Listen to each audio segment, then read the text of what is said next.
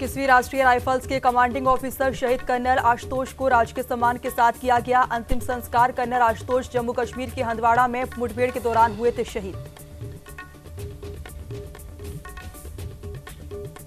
राजस्थान के राज्यपाल कलराज मिश्र ने प्रदेशवासियों से की अपील, कहा कोरोना महामारी से बचाव के लिए लॉकडाउन 3 हुआ शुरू, प्रदेशवासी सभी नियमों का करें पालन। राजस्थान के सभी जिलों में बनाए जाएंगे 1000 बेड वाले कोविड केयर सेंटर। गहलोत सरकार ने कोरोना से बचाव और रोकथाम को लेकर एडवांस प्लानिंग की शुरू।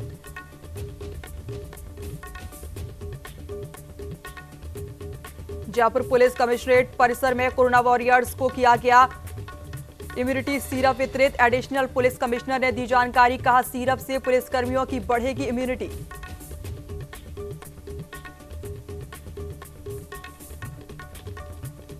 नमस्कार, आप देख रहे हैं गुलाबी शहर और मैं हूं आपके साथ रश्मि कुलश्रेष्ठ। राज्यपाल कलराज मिश्र ने प्रदेशवासियों से कहा है कि कोरोना वैश्विक महामारी से बचाव के लिए लॉकडाउन 3 आरंभ हो चुका है। ये लॉकडाउन 17 मई तक चलेगा। राज्यपाल मिश्र ने कहा कि आज मीडिया में मैंने देखा कि कल अनेक स्थानों पर नियमों का पालन नहीं किया जा रहा था। ये दुखद है, चिंता का विषय है। राज्यपाल ने प्रदेशवासियों से अपील की है कि लोग सभी नियमों का पालन करें, सामाजिक दूरी बनाए रखें। कोरोना से लड़ने के लिए ये अति आवश्यक है।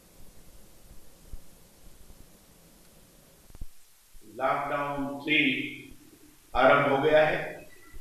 यह लॉकडाउन 17 मई तक चलेगा। आज मीडिया में मैंने देखा कि कल अनेक स्थानों पर नियमों का पालन नहीं किया जा रहा है। यह दुखद है, चिंता का विषय है। मेरी प्रदेशवासियों से अपील है कि आप सभी नियमों का पालन करें, सामाजिक दूरी को बनाए रखें। कोरोना से लड़ने के लिए यह अति आवश्यक है। कुछ दुकानों को खोलने के लिए निर्देशित किया गया था और अपेक्षा की गई थी कि सोशल डिस्टेंस बनाकर रखें, लेकिन उसका पालन नहीं किया गया है। कोविड-19 के लॉकडाउन के इस फेज में नियमों का पालन अवश्य करें। यह फेज बड़ा महत्वपूर्ण है। यह 2 सप्ताह वायरस संक्रमण के सबसे ऊपरी हिस्से पर है। इसलिए आप सभी से मेरा अनुरोध है कि घर पर रहें, सावधानी से रहें, स्वस्थ रहें। राजस्थान प्रदेश में गहलोत सरकार ने कोविड संक्रमण के बचाव और रोकथाम के लिए प्रदेश में एडवांस प्लानिंग पर काम करना शुरू कर दिया है। इसी के मद्देनजर आने वाले दिनों में प्रदेश के सभी जिलों में आवश्यकता के अनुसार 500 या 1000 बेड की क्षमता वाले कोविड केयर सेंटर बनाए जाएंगे। आपको बता दें कि सेंटर्स की शुरुआत 30,000 बेड से की जाएगी और फिर जरूरत के अनुसार इसे 50,000 बेड तक पहुंचाया जा सकता है। डॉक्टर शर्मा ने बताया कि सभी जिलों में कोविड केयर सेंटर का चयन और प्रबंधन का जिम्मा संबंधित जिला कलेक्टर को दिया गया है। में हर जिले में कोविड केयर सेंटर डेवलप करने की एक गाइडलाइन जारी की गई है।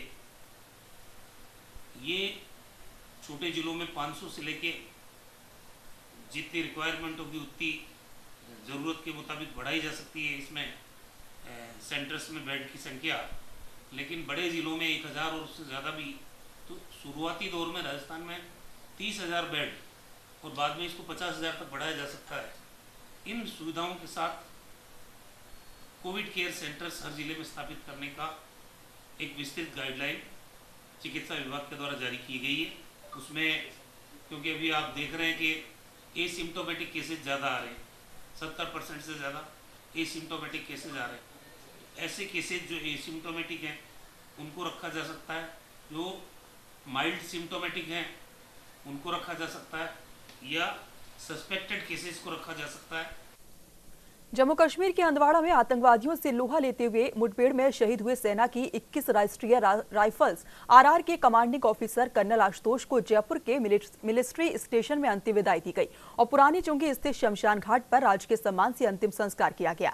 देश की रक्षा में सर्वोच्च बलिदान करने वाले शहीद कर्नल आशुतोष शर्मा को अंतिम विदाई देने दक्षिण पश्चिम कमान के आर्मी कमांडर, सप्त शक्ति कमांड के लेफ्टिनेंट जनरल आलोक क्लियर सहित कई वरिष्ठ सैन्य अधिकारियों ने उन्हें पुष्प चक्र अर्पित कर श्रद्धांजलि दी।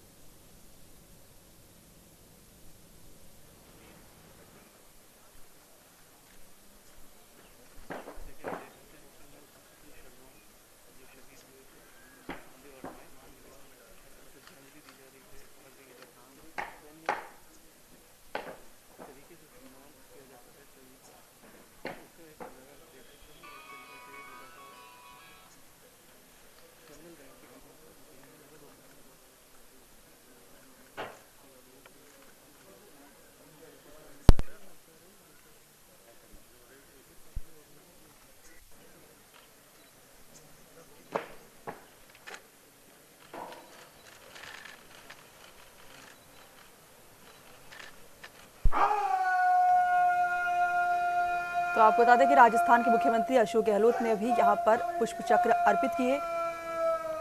मेरी हिम्मत को परखने की गुस्ताखी ना करना। आपको बता दें कि जिस तरीके से यहां पर लोहा लेते हुए शहीद हुए हैं, जिसके बाद यहां पर सभी लोग उन्हें श्रद्धांजलि दे रहे हैं। इसमें सीएम गहलोत ने भी हिस्सा लिया और उन्हें श्रद्धांजलि अर्पित की।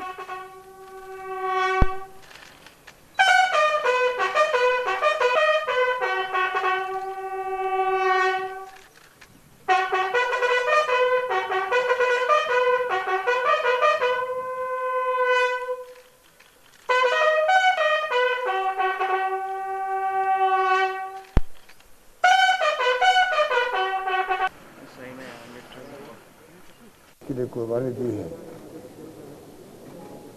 वो हम सब के लिए फख्र की बात है। और आप देखते हैं कि उनके साथ में और लोग शहीद हुए हैं। और राजस्थान में तो घर घर में शहीदों का इतिहास है, चाहे वो 62 का वार हो, 65 का वार हो, 71 का वार हो, कारगिल हो, हमेशा यहाँ के शहीदों ने कुर्बानी देने में पीछे नहीं रहे। आतंकवाद का मुकाबला करना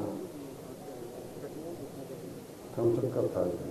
पूरा मुल्क एक है, अखंड है इस बात के लिए, और एकजुट होकर के हमेशा संकल्प लिए हैं कि आखिर में हम लोग आतंकवाद को समाप्त करके कितने लोग सही हो रहे हैं आप सबको मालूम है। कमल साहब का अपना एक अलग वादा था, अलग सोच थी, और सुना मैंने तो बहुत दुख हुआ। मैं ईश्वर से प्रार्थना करता हूँ कि वो उनकी आत्मा को शांति प्रदान करें। उनके परिवार जो बहुत ही आघात लगा है, उनको इस दुख को सहन करने की ईश्वर को शक्ति दी। It is a very, very solemn occasion. We are here to honor a brave heart, and I don't really have to introduce him.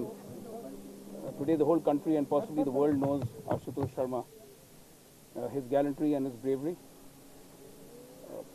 I just want you all to know that Ashutosh Sharma represents every gallant soldier who is fighting the terrorists.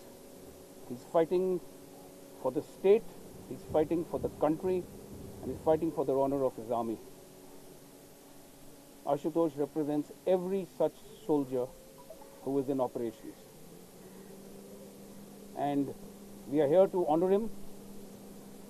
I've just spoken to his wife Pallavi, and I've told her that Ashutosh, his bravery, his deeds will never ever be forgotten, and neither will Mrs. Ashutosh Sharma, Pallavi, a very, very honored member of our community, ever be forgotten. We will be there for them always and every time, and I salute Ashutosh Sharma and heroes like him. Jammu Kashmir के हंदवाड़ा में घुसपैठी आतंकवादियों से लोहा लेते शहीद हुए colonel Ashutosh Sharma को श्रद्धांजलि के लिए जयपुर के 61 कैवलरी पोलो ग्राउंड में श्रद्धांजलि कार्यक्रम आयोजित किया गया। इस दौरान आर्मी के कमांडर सब शक्ति लेफ्टिनेंट जनरल आलोक क्लेर ने पुष्प चक्र अर्पित कर श्रद्धांजलि दी। वहीं प्रदेश के मुख्यमंत्री अशोक गहलोत, सैनिक कल्याण मंत्री प्रताप सिंह खाचरियावास, कृषि मंत्री लालचंद कटारिया, जयपुर जिला कलेक्टर जोगाराम ने भी उन्हें श्रद्धांजलि अर्पित की। इसके साथ ही सेना के कई आला अधिकारी और सब शक्ति कमांड के अफसरों ने शहीद आशुतोष शर्मा के पार्थिव देह पर पुष्प चक्र अर्पित किए। मुख्यमंत्री अशोक गहलोत ने शहीद की धर्मपत्नी से काफ़ी देर चर्चा की और उन्होंने गर्व जताया कि देश की रक्षा के लिए शहीद कर्नल ने अपने प्राणोत्सर्ग किए हैं। देश उनके बलिदान को सदैव याद रखेगा। कैमरामैन दिनेश पारिक के साथ नीरज शर्मा, न्यूज़ इंडिया, जयपुर। देश में श्रमिकों को अपने अपने घर भेजने के लिए कांग्रेस किराया वहन करेगी। कांग्रेस अध्यक्ष सोनिया गांधी के ऐलान के बाद प्रदेश कांग्रेस संगठन सक्रिय हो गया है। जयपुर में पीसीसी दफ्तर पर कंट्रोल रूम स्थापित किया गया है, जहां से प्रदेश भर में ब्लॉक और जिला स्तर पर संपर्क कर अन्य राज्यों के प्रवासियों को उनके घर तक पहुंचाने की जिम्मेदारी और अन्य राज्यों में रह रहे राजस्थान प्रवासियों को उनके घर तक पहुंचाने की जिम्मेदारी कांग्रेस ने ली है।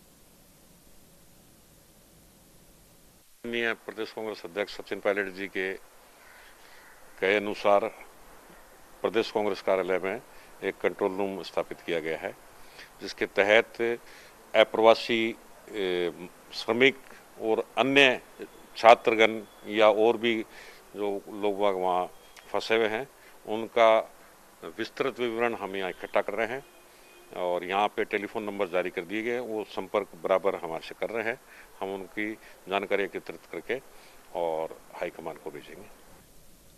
कोरोना वायरस के कारण जारी लॉकडाउन से आर्थिक और व्यवसायिक गतिविधियां ठप हैं। हालांकि मॉडिफाई लॉकडाउन के कारण बहुत सीमित क्षेत्रों में सरकारी एडवाइजरी की पालना करते हुए व्यापार और व्यवसायिक गतिविधियां प्रारंभ हो गई हैं। न्यूज इंडिया संवाददाता ने राजस्थान चैंबर के सचिव दिनेश कानूनगो और एग्जीक्यूटिव डायरेक्टर अरुण गोदिका से खास बातचीत की है। कोरोना वायरस से उपजे हालात का सबसे जो ज़्यादा असर है वो इकोनॉमिक गतिविधियों पे पड़ा है। आर्थिक और व्यावसायिक गतिविधियां काफ़ी समय से बंद है, करीब 1.5 महीने को होने को आया। लेकिन अब धीरे धीरे जो मॉडिफाइड जो लॉकडाउन की जो तीसरा चरण शुरू हुआ है उसमें कुछ छूट दी गई है। इसकी वजह से जो है ये जो व्यावसायिक गतिविधियाँ हैं थोड़ी बहुत चालू होना शुरू हो गई है। जहाँ तक इन्वेस्टमेंट की अगर बात करें तो इन्वेस्टमेंट जो करने वाले जो इन्वेस्टर्स है वो भी अपना हाथ खींच के रखे हुए हैं, जेब में उनके भी पैसे नहीं है। दूसरा कि जो शेयर बाजार का उतार चढ़ाव है वो एक परेशान करने वाली इनके लिए दिक्कत का है। सोने में की कीमतों में जो तेजी है और इम्पोर्ट कम हो रहा है और साथ में जो है रियल एस्टेट के अगर संदर्भ में बात करें तो उसमें भी निवेशकों का जो है रुझान कम दिखाई दे रहा है। लिहाजा कोरोना काल के बाद की अगर स्थिति की अगर बात करें तो संभावना ऐसी है कि आने वाले निकट भविष्य में भी निवेशक जो है पैसा लगाने में किसी भी स्रोत में हो, चाहे वो शेयर बाजार हो या सोने चांदी के सेक्टर हो या रियल एस्टेट हो, पैसा लगाने में वो थोड़ा हिचकेंगे, कंजूसी बरतेंगे। क्या कहना है आपका? बिल्कुल ठीक कह रहे हैं साहब आप। और एक्चुअली ये है कि ये बहुत बड़ी महामारी एक हमारे देश को आई है, ये देश को क्या पूरी दुनिया को आई है और इसका असर पूरे विश्व में है। तो यही नहीं है कि खाली हिंदुस्तान में या हिंदुस्तान में भी अगर हम कहें राजस्थान में और जयपुर में, ये पूरी जगह ये प्रॉब्लम आने वाली है। निवेशक बहुत धीरे धीरे और बहुत समझ के इसमें इन्वेस्ट करेंगे। अब समय लगेगा, लेकिन मुझे ये उम्मीद है कि राजस्थान की और इंडिया की हमारी जो इकोनॉमिकली सिचुएशन ऐसी है कि हम बहुत जल्दी इससे पार पा सकेंगे और हम जल्दी ही इन्वेस्टमेंट को भी अट्रैक्ट कर सकेंगे और अपना आगे एक ऐसा कार्यक्रम बना सकेंगे जिससे कि लोग यहाँ आएँ तो उनको अच्छा महसूस हो, काम करें। लोग काम करना चाहते हैं, ऐसा नहीं है काम नहीं करना चाहते, लेकिन कुछ कारण ऐसे हैं या कुछ गवर्नमेंट की या इनकी जो है कम्युनिकेशन की कमी है जिस वजह से कन्फ्यूजन है अभी लोगों में, इसलिए काम शुरू नहीं हो पा रहा। नहीं तो अब तक मैं समझता हूँ कि काम भी शुरू हो जाता और कमाई भी धीरे धीरे करने लग जाती। जब इन्वेस्टर्स की बात करते हैं तो इन्वेस्टमेंट जो है पूंजी लगाने की जो एक क्षमता होती है, सामर्थ्य होती है, वह भी रिस्क को देखकर ही लगाई जाती है कि किस सेक्टर में कितना पैसा लगाया जाए ताकि वो पैसा वापस आ सके। अगर शेयर बाजार की भी बात करें, सोने की भी बात करें, रियल एस्टेट की बात करें या कोई अन्य सेक्टर जिसमें पैसा लगाने के लिए इन्वेस्टर्स एक बार सोचता है कि यहाँ से वापस रिटर्न्स मिलेगा, लेकिन अभी ऐसी कोई उम्मीद की किरण दिखाई नहीं देती जिससे कि इन्वेस्टर खुद सेटिस्फाइड हो कि एक सेक्टर में पैसा लगाने से वह जो है वापस जो है सूद सहित वापस मिलेगा। हाँ, इसमें कोई शक नहीं है कि अभी निवेश के अंदर जो प्रतिफल है, बाकी वापस आने वाली चीज़ है, उसकी स्थिति में बहुत ही ज़्यादा ख़राब है। इसके साथ ही क्या है कि लोगों के पास अभी पैसा करीब करीब ख़त्म ही हो गया है। अगर कोई फैक्ट्री चला रहा है तो उसको भी अपने कर्मचारियों को भी पूरा करना है, सरकार के नियमों का भी पालन करना है और दूसरी चीज़ें भी हैं जिनके प्रति उसको ध्यान रखना है। तो उसको भी पास भी पैसे की इतनी शॉर्टेज हो गई है, बैंक्स की तरफ से बहुत ज़्यादा नेगेटिविटी ज़्यादा है क्योंकि वो पैसा देना नहीं चाहते हैं।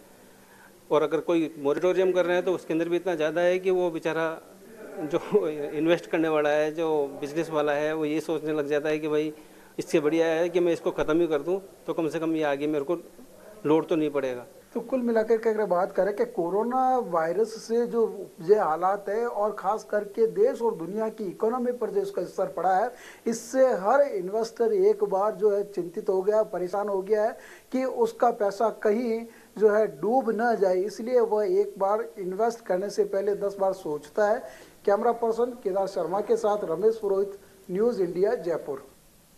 राजस्थान यूथ कांग्रेस को प्रदेश भर में 5 लाख मास्क बांटने का टारगेट मिला था। इसके लिए यूथ कांग्रेस दफ्तर पर लगातार मास्क तैयार करवाकर वितरण किए जा रहे हैं। कोरोना से सुरक्षा के लिए जरूरतमंदों को मास्क वितरण करवाए जा रहे हैं ताकि लोग सुरक्षित रहें। इस पर न्यूज इंडिया संवाददाता रहमतुल्ला खान ने यूथ कांग्रेस दफ्तर का जायजा लिया है। कोरोना संकट में अखिल भारतीय कांग्रेस कमेटी के निर्देश पर यूथ कांग्रेस को पूरे देश में 1 करोड़ मास्क वितरण करने का जो है टारगेट मिला है। कांग्रेस जो आलाकमान ने टारगेट दिया गया है, वहीं इसी क्रम में राजस्थान प्रदेश यूथ कांग्रेस को 5 लाख मास्क वितरण करने का टारगेट मिला है। ये मास्क है जो जरूरतमंद लोग हैं उनको वितरण किया जा रहा है। लगातार 50 से 60-70 हज़ार के आसपास अभी तक जो यूथ कांग्रेस ने जो है मास्क तैयार कर वितरण किए जा चुके हैं। लगातार जो है वितरण किए जा रहे हैं। प्रदेश अध्यक्ष मुकेश भाकर के नेतृत्व में ये मास्क सारे वितरण किए जा रहे हैं। ये यहाँ पर हम मौजूद है यूथ कांग्रेस के दफ्तर पर। यहाँ से लगातार जो मास्क तैयार किए जा रहे हैं, यहाँ पर तमाम जो कारीगर है मशीनों से मास्क तैयार कर रहे हैं। सीधी सी तस्वीरों में आप देख रहे हैं कि लगातार मास्क तैयार करके यूथ कांग्रेस जो प्रदेश कार्यकारिणी की तरफ से ये जो है मास्क है, तकरीबन 5 लाख का टारगेट जो मिला है। अब तक 70,000 के आसपास मास्क जो है तैयार किए गए हैं। यह लगातार कारीगर है वो अपना काम में लगे हुए हैं, मास्क तैयार कर रहे हैं। किस तरह से लोगों को जो जरूरतमंद लोग हैं उन तक ये मास्क तैयार करके पहुंचाए जा रहे हैं। लगातार हमारे साथ यूथ कांग्रेस के नेता मौजूद हैं, इनसे बातचीत करेंगे। अब तक कितने जो मास्क तैयार किए जा चुके हैं? 60,000 पीस तैयार हो गए सर। यानी 60,000 पीस तैयार हो चुके हैं। प्रदेश जो जरूरतमंद है उनको बांटा जा रहा है? जी सर, जरूरतमंदों को ही दिया जा रहा है। जिन लोगों के पास में है नहीं उनको दिया जा रहा है मास्क। बिल्कुल, जिस तरीके जिनके पास मास्क नहीं है, जो जरूरतमंद है, उनको ये मास्क दिया जा रहा है ताकि वो अपनी सुरक्षा करें, सेफ्टी से रहें और जो है कोरोना संकट से बचना है। एक ही सबसे, क्योंकि इसकी दवाई अभी तक बनी ही नहीं है, तो एक ही जो है इसका उपचार है कि बचाव रहे। जितना सुरक्षित रहेंगे कोरोना से उतना ही बच पाएंगे। यही सबका जो है राजस्थान सरकार का निर्देश है। लॉकडाउन है, लॉकडाउन में कोई भी घर से बाहर नहीं निकले। ये तमाम जो चीज़ें लॉकडाउन की पालना करना वगैरह, ये सब चीज़ें जब तक नहीं करेंगे तब तक अपन जो है इससे जो कोरोना से बचाव नहीं कर पाएंगे। और भी यहाँ पे और भी तस्वीरों में दिखाना चाहेंगे, यहाँ पर और भी यहाँ मास्क तैयार किए जा रहे हैं। ये लगातार 3 से 4 मशीनों के कारीगर द्वारा है यहाँ मास्क लगातार वितरण किए जा रहे हैं, तैयार किए जा रहे हैं। ये तमाम वितरण किए जाएंगे। किस तरह से मास्क अलग अलग कलर से बनाए जा रहे हैं। 5 लाख तकरीबन जो मास्क जो तैयार किए जाएंगे प्रदेश भर में बांटे जाएंगे। इसी तरह जिला यूथ कांग्रेस है उनको भी जिम्मेदारी मिली है। ब्लॉक स्तर पर जो जिम्मेदारी मिली है, जो जिला स्तर पर 10,000 मास्क तैयार करने की जिम्मेदारी मिली है कांग्रेस आलाकमान की तरफ से। तो इस तरह से ये सब जगह से मास्क वितरण किए जाने के लिए तैयार कर रहे हैं, वितरण भी कर रहे हैं। बहरहाल देखने वाली बात यह होगी जिस तरह से ये सभी योगदान दे रहे हैं, सभी संगठन, राजस्थान सरकार के अलावा साथ साथ संगठन है, संस्थाएं, यो भी योगदान दे रहे हैं। बहरहाल सभी को एक ही बात ध्यान में रखनी, इस कोरोना को लगातार जो है भगाना आएगा, पूरे देश में कोरोना खत्म करना, यही सबकी उम्मीद है। सहयोगी नरेश पारी के साथ Rahmatullah Khan, news India, Jaipur. Lockdown में दूसरे राज्यों में फंसे राजस्थान के मजदूरों की घर वापसी का दौर शुरू हो गया है। मुंबई में फंसे राजस्थानी मजदूरों को 2 ट्रेनों से जयपुर लाया गया है। पहली ट्रेन में 1207 मजदूर और दूसरी ट्रेन में 1194 मजदूर जयपुर रेलवे स्टेशन पहुंचे। इस दौरान प्रशासन ने मजदूरों की स्क्रीनिंग करवाकर रोडवेज बसों के माध्यम से गृह जिलों के लिए रवाना किया। इस दौरान प्रशासन ने संक्रमण के खतरे को देखते हुए रेलवे स्टेशन पर पहुंचे प्रवासी मजदूरों को सोशल डिस्टेंसिंग का पूरा ध्यान रखा और साथ ही सैनिटाइज भी किया।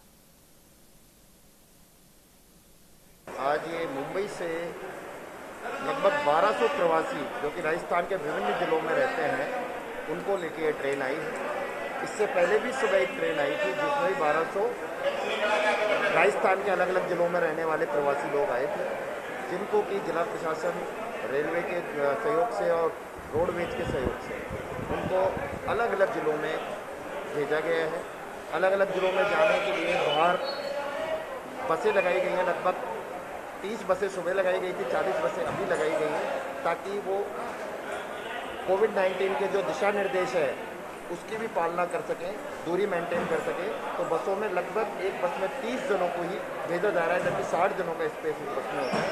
तो सोशल डिस्टेंसिंग की पालना करते हुए उन लोगों को, सारे दिशा निर्देशों की पालना करते हुए लोगों को अपने अपने जिलों में भेजा जा रहा है। कोरोना वायरस की वजह से पूरा देश इस समय लॉकडाउन है। लॉकडाउन की वजह से देश के अलग अलग हिस्सों में प्रवासी मजदूर, छात्र और पर्यटक फंसे हुए हैं। इस सबके बीच में सबसे बुरी हालत प्रवासी मजदूरों की है, जिनके पास रहने और खाने का कोई ठिकाना नहीं है। संकट की इस घड़ी में हर कोई अपने गांव जाना चाहता है। लोगों की मुश्किलों को देखते हुए केंद्र सरकार द्वारा बड़ी राहत दी गई है, जिसमें राज्य सरकार भी अपना सहयोग दे रही है और अपने लोगों की घर वापसी के लिए तमाम कोशिशें कर रही है।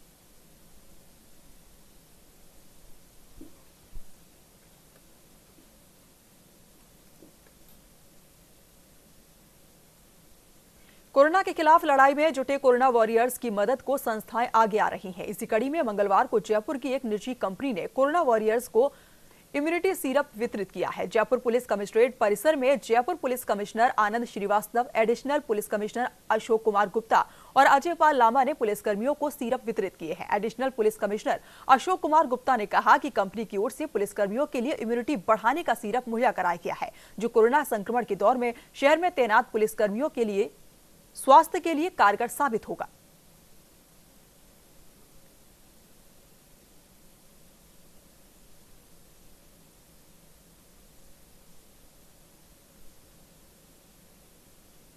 फिलहाल अभी बस इतना ही। तमाम खबरों के लिए आप देखते रहिए न्यूज़ इंडिया।